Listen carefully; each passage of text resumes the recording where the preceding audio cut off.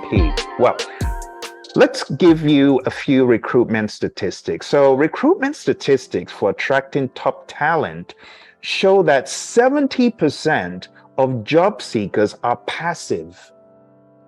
Oh, let me just see what's on the board. Is that all you're going to do? Yeah, no, you got to be more aggressive than that. So talented candidates, they don't just think about salary alone. They look at diversity. They seek out familiar companies and are more likely to leave a company with poor onboarding within the first 6 months. Because if the onboarding experience is bad, they ain't going to stay. And someone might say, well, they're fussy. No, they're not. They just know their worth and they've got standards. So you got to have standards. Know what you're doing going in. You go in and interview them. Don't just let them interview you. You interview them. Recruitment stats. 94% of professionals want feedback after an interview, even if they've been rejected for the role. 66% of professionals want bad news by email, while 77% want good news by phone. According to Shroom's research, a typical hiring process takes 36 days. On average, 250 resumes are submitted for each job posting. 4 to 6 candidates will get an interview. 95% of recruiters use LinkedIn. Linked what? LinkedIn. That's why I tell people, stop all the foolery on LinkedIn. Phil, remember that's how I was telling Sumi the other day. What she was like, I don't do LinkedIn. I was like, yeah, you better do LinkedIn. You gotta do it. I mean, it's for survival. You gotta do LinkedIn. And then to win big, you gotta do LinkedIn. So at a minimum, LinkedIn. But if you want to play big, look, 95% of recruiters. I can't tell you how many people have hit me up for jobs on LinkedIn, both for project management and even teaching project management and leadership. And it's amazing what's out there. A lot of this information is from apollotechnical.com. They got some really good stats out there. 48% of businesses say that their number one source for hiring quality candidates is referrals from current employees. Think about that. Referrals. That's why I tell you relationships are key. And putting open for work on your profile is not a dumb thing. A lot of people are like, oh, well, I don't want people to know I'm looking. No, that's what you need to do. That's how people are going to approach you. And think about that. Of these referred candidates, 55% are hired faster. So you got to establish your network and use it. Ain't no time to be shy. Those who are shy, they're not going to affect the world. They're not going to make a dent. So you got to be out there. You got to be pounding the pavement. Well, a lot of people, they know I'm very vocal about stuff. I'm the noisemaker. Why? Because the quiet little mouse is just going to stay in the house and no one's even going to know you exist. So if you really want the best opportunities in life, you got to be aggressive. You got to have some teeth, Now, let me speak to the imposter syndrome that plagues a lot of us project managers. Well, you're not really qualified or you're not fit enough to sit at the table. That's a bunch of baloney. You've taken a ridiculously hard 230-minute test and you want to tell me you're not qualified to sit at any table? You're qualified to sit right up there with whoever you find yourself, my friends. So you got to be more aggressive. So 67% of recruiters and employers said their recruiting time to fill cycle was shortened, and 51% said it lowered costs when recruiting via referrals. They don't want to pay those middlemen that extra dollar.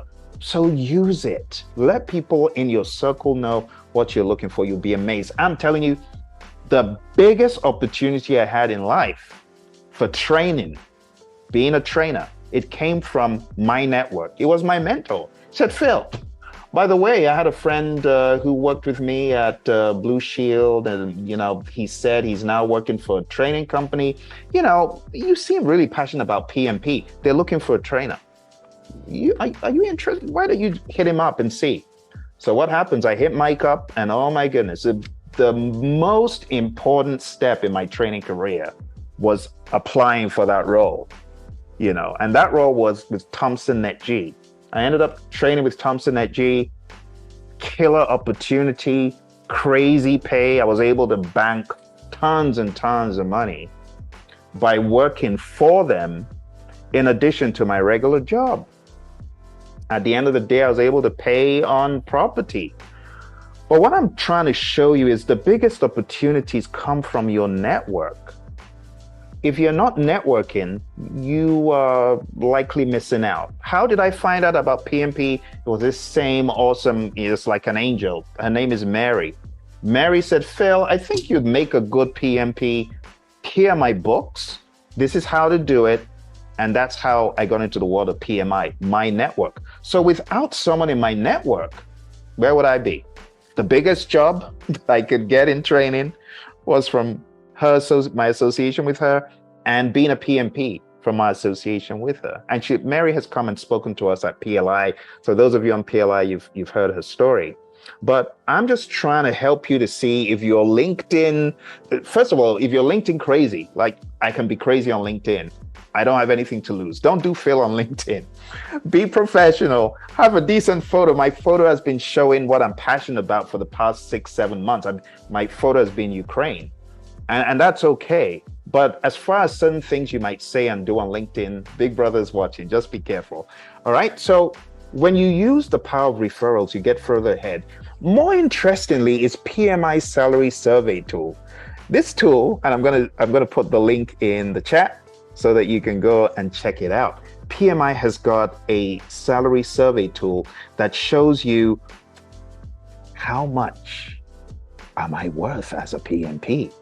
And you can check, you can do it by country, you can do it by how many years you've been in the game. Let's go there really quick and take a look. So this is one of the things that excites me with PMI, right? I can look at Project Manager 3.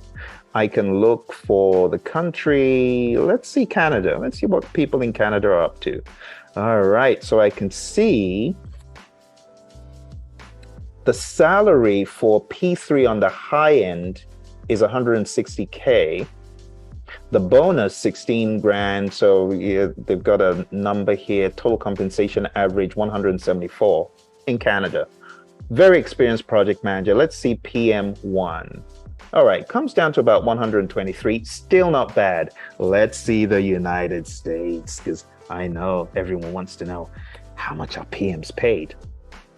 So on the higher end of the scale, 135 per annum. On the lower end of the scale, somewhere around 92. So being a PMP, it does help. So let's narrow down just PMPs, because that was showing all project managers. Let's narrow down PMP. You see the number changes. So when you narrow down from all to PMP, and let's see non-PMP, let's see the differential. Oh, $29,000 differential in total compensation for the higher end, you see. So I want you to go in and play with this tool. It's got some really cool information. Like I was telling you, director of the PMO, that's 236 grand. So for those who want to go into directing PMOs and more leadership visible positions, I encourage you to do that. That is a good thing. But to get here needs a whole lot of leadership awareness, a lot of being out there, just doing work, to get yourself to that next level. Because to be director of a PMO, it's going to require some work. It's going to require the latest and greatest. Leadership is important, but you got to know the technologies. You got to be technology savvy. You got to know what is out there. All right, so going into the salary survey at an even higher level, we can see here, on average, Switzerland has the best pay, best median salary for PMs. United States follows by 115K. The number of those surveyed is on the left, so a bigger pool for the United States, quite fairly, but PMs are paid second highest in the United States. All right, so I'd like for you to go in there, just take a look, be aware of what you're worth. Don't let people stiff arm you, railroad you, don't let them do that. Do your research before you go into jobs. As you can see here, let me just highlight this. Let's go back.